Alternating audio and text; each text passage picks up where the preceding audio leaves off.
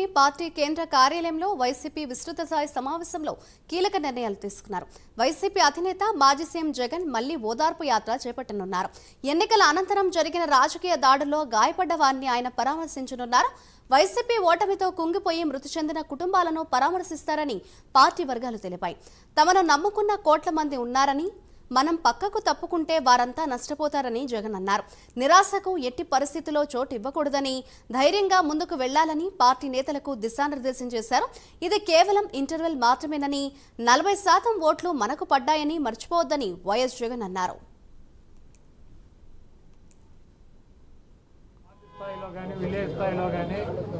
నాయకులు, కార్యకర్తలు అనేక వేల మంది, లక్షల మంది పనిచేశారు.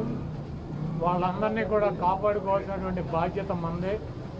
మీరు తప్పకుండా నియోజకవర్గాల్లో ఒక వారం రోజులు పర్యటన చేసి దాడులు జరిగినటువంటి మన నాయకుల మీద కానీ, కార్యకర్తలను కానీ మీరు అండగా ఉండాలని, అదేవిధంగా రాబోయే రోజుల్లో నేను కూడా గాయపడినటువంటి తెలుగుదేశం పార్టీ అల్లరి మూకలు చేసినటువంటి దాడుల్లో ఇబ్బంది పడినటువంటి ప్రతి కుటుంబానికి దగ్గరికి నేను వస్తాను, వాళ్ళకి అండగా ఉంటానని చెప్పి జగన్మోహన్ రెడ్డి గారు చెప్పారు. అదేవిధంగా మన జరిగినటువంటి ఎన్నికల్లో ఇంత మంచి చేసి ఇన్ని రకాలైనటువంటి సంక్షేమ కార్యక్రమాలు అందించి మనం ఓడిపోయాము. ఇది ఒక మిరాకిల్గా ఉంది. దేశవ్యాప్తంగా కూడా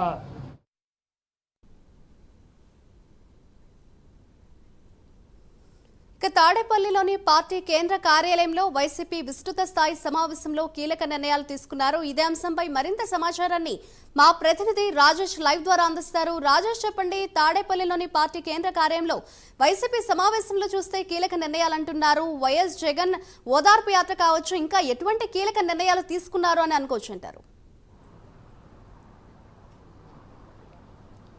ఖచ్చితంగా అయితే ఇవాళ పార్టీకి సంబంధించి ఒక కీలక మీటింగ్ జరిగిందని చెప్పుకోవచ్చు. ఏదైతే 175 నియోజకవర్గాలకు సంబంధించిన అభ్యర్థులు, అలాగే గెలిచిన ఓడిపోయిన అభ్యర్థులు, పార్టీ ముఖ్య నేతలతో కూడా జగన్మోహన్ రెడ్డి ఇవాళ కీలక మీటింగ్ పెట్టారు. ఎన్నికల ఫలితాల తర్వాత జిల్లాల వారీగా కూడా సమీక్షలు చేసుకుని వస్తున్నారు. దానికి సంబంధించి ఇవాళ టోటల్ ఓవరాల్గా కూడా 175 నియోజకవర్గాలకు సంబంధించిన ముఖ్య నాయకులతో కూడా మీటింగ్ పెట్టడం జరిగింది. అయితే మీటింగ్లో కూడా జగన్మోహన్ రెడ్డి చాలా కీలకంగా మాట్లాడినట్టుగా కూడా తెలుస్తుంది. ప్రధానంగా ఓటమికి సంబంధించి కూడా కారణాలను కూడా అడిగి తెలుసుకున్నట్టుగా అర్థమవుతుంది. దానికి సంబంధించి దాదాపు 90% పైగా కూడా పథకాలు అమలు చేసినప్పటికీ కూడా ఇంత దారుణమైన ఫలితాలు రావడానికి గల కారణాలు కావచ్చు. అటు బీజేపీ, టీడీపీ, జనసేన 3 పొత్తులు పెట్టుకొని ఉన్న పరిస్థితులు ఇవన్నీ కూడా కేంద్ర స్థాయిలో, ఢిల్లీ స్థాయిలో కొంత ఈ కూటమికి కూడా అనుకూలంగా జరిగిన పరిస్థితులు ఇవన్నీ కూడా వీటి మీద పార్టీ నాయకులతో కూడా చర్చించినట్టుగా తెలుస్తుంది. ప్రధానంగా నాయకులకు సంబంధించి జగన్మోహన్ రెడ్డి అయితే వాళ్ళకి భరోసా కల్పించే విధంగానే మాట్లాడారని చెప్పుకోవచ్చు. ఏదైతే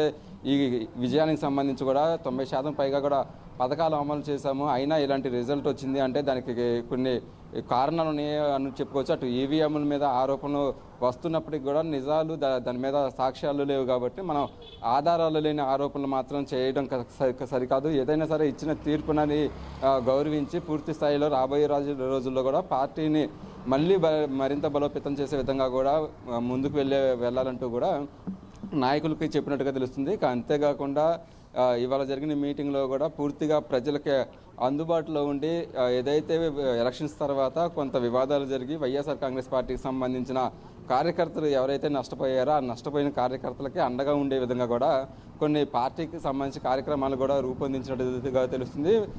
ఇప్పుడు ప్రజెంట్ అయితే ఎవరైతే నాయకులు ఉన్నారో ఆ నాయకులు వెళ్ళి కార్యకర్తల్ని కలిసి వాళ్ళని ఓదార్చే విధంగా కూడా ఒక ప్రణాళిక అయితే చెప్పినట్టుగా తెలుస్తుంది. అంతేకాకుండా త్వరలో దాదాపు కొంత కొత్త ప్రభుత్వం వచ్చింది కాబట్టి కొంత సమయం ఇచ్చిన తర్వాత పూర్తి స్థాయిలో కార్యకర్తలకు అండగా ఉండే విధంగా కూడా మళ్ళీ జగన్మోహన్ రెడ్డి ఓదార్పు టైపు యాత్రలో కూడా కార్యకర్తల కోసం ఒక ప్రోగ్రామ్ను ప్లాన్ చేస్తున్నట్టుగా తెలుస్తుంది. దానికి సంబంధించి కూడా త్వరలోనే ఒక కార్యాచరణ ప్రకటించే అవకాశం ఉంది. పూర్తిగా అయితే దాదాపు 40% ఓట్లు అనేది వైఎస్ఆర్ కాంగ్రెస్కి పడ్డ నేపథ్యంలో కేవలం సీట్లు అనేది 11 సీట్లకి పరిమితి కావడం, ఈ అంశాల మీద ప్రధానంగా జగన్మోహన్ రెడ్డి మాట్లాడడం జరిగింది. ఇంకా అంతేకాకుండా రాబోయే రోజుల్లో ప్రజల్లోకి ఏ విధంగా వెళ్ళాలి, ఎందుకంటే ఇప్పటికే మళ్ళీ రెండోసారి వైఎస్ఆర్సీపీ అధికారంలోకి వస్తే ఇప్పటికీ అనేక పథకాలు, సంక్షేమ పథకాలు నేరుగా కూడా వాళ్ళ అకౌంట్లో పడే పరిస్థితి ఉండేది. కానీ ప్రభుత్వం మారింది కాబట్టి ఇప్పుడు ప్రజలకు అకౌంట్లో కూడా డబ్బులు పడలేదు. అలాగే కూటమి ఇచ్చిన హామీలు ఏదైతే ఉన్నాయో అనేక హామీలు కూడా కూటమి ఇచ్చింది. సో